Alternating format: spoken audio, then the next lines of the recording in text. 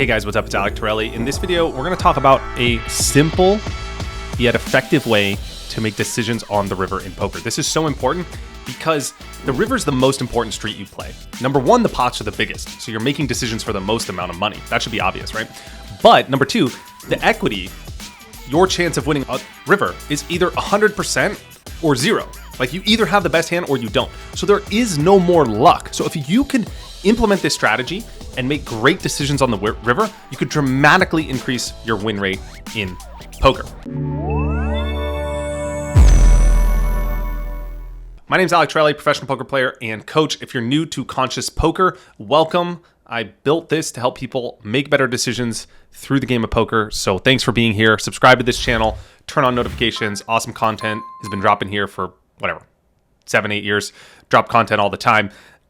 Visit consciouspoker.com as well if you want that next level on your journey. So this idea, one of the best ways I found to learn poker is to teach poker. And so I've been coaching for a long time, and it's made me a lot better of a player because I'm forced to articulate things that are kind of intuitive to me that I've learned throughout the years through experience or talking poker with other high stakes players, but that I've never really had to explain to someone and meet them at their level. So this idea that I'm going to share with you came from a coaching session that I had with one of my clients, and it was helpful for him, so I hope it helps you as well. All right, so there are two things to think about on the river. The first thing to think about when you're debating whether to bet, you're debating whether to bluff raise, you're debating whether to value bet or go all in, whatever it is you're deciding to do, right? Action's on you, you're thinking about what to do on the river. So the first thing to think about, number one, is think about what hands you are representing. What is the story that you are telling if you take the action you take? So if it's a raise, what hands are you representing with a raise? If it's a bet, what hands are you representing with a bet? Now, it's really important that we talk about number two, but let's first focus on just replaying the action and how to think about what hands you're representing. So the way to do that is to start with pre-flop. Go back as far as you can. Go back to the beginning of the hand. Think about all of the action that took place from you, from your opponents, from the other players who may be folded on the flop. They still count. Those players are still relevant. Their action is still relevant because given the fact that other players were in the hand and given the fact that you might have opened from under the gun versus open on the button, all of these different variables come together and they indicate the story that you're telling. They indicate things about your hand, whether it's strong or weak, right? If you opened under the gun and you came out firing on the flop, your typical hand is stronger. If you opened on the button or you just called a raise, your hand is obviously weaker, right? Because of the position and because of the action you took. So you want to think about what types of hands you're representing. So you want to replay the entirety of the hand in your mind and think about what it looks like to your opponent that you have. Does your hand look, and you want to get it down into two categories. You want to just keep it very simple. Keep your decision tree very simple.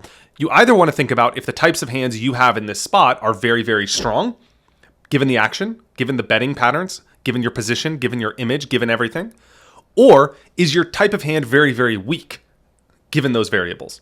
Like which category does your hand range, the types of hands that you could have in this spot, fall in? Is it very, very strong hands or very, very weak hands? Right? And to do this process better, I've invented a simple methodology for hand reading. I made it totally free for you guys. It's called the hand range funnel. And it's this methodology I've used to condense your hands like a funnel. It starts very, very wide. Your hand range starts very, very wide with preflop, and it gets progressively narrower throughout the hand. So if you want to walk through the exact steps I use, I coach thousands of clients to do, and also I use in my own game. Like when I play poker, I use this exact same methodology. Go to consciouspoker.com and download the hand range funnel. It's totally free. It's under programs, under the free section. There'll be a link in the description as well. So you could get better at this process. So that is the framework. That's the macro framework. What hands are you representing? If you want to get better at understanding what hands you're representing, use the hand range funnel. Okay.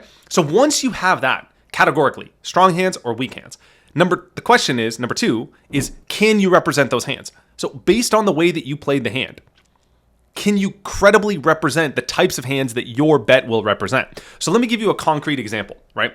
Let's say you're on the river and you missed your draw and you're debating whether or not to bluff. Okay, so the action's on you. You bet the flop, you bet the turn, doesn't matter the board. You missed your draw and you are debating whether or not to bluff this river. Step one, what hands does a bet represent on the river? So when you bet this river, if you were to bet hypothetically, what types of hands are you representing? Well, you are representing bluffs, right? You could always be bluffing. So Bluffs are part of the hands that you're representing. Whether you want to or not, you're representing some bluffs. So the question is, if you are representing bluffs, and we can, depending on the board texture, depending on which draw is missed, there's going to be various combinations of bluffs in your range. There's going to be a lot of bluffs or a few amount of bluffs. It just depends. You're representing bluffs. What types of value betting hands can you represent to outweigh those bluffs, right? Are there a lot of value bets that you could represent?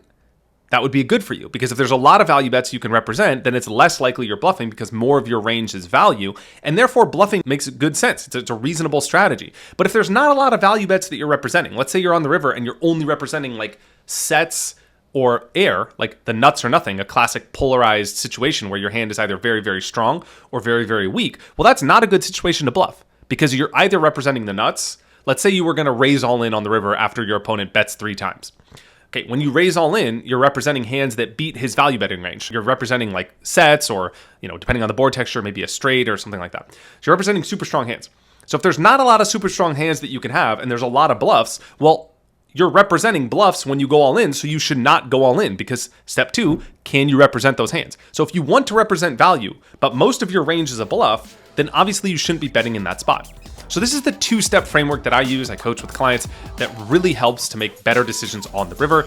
Leave your thoughts in a comment below. Let me know if you liked this takeaway. If you have questions, I'll make future videos to help you on your journey as well.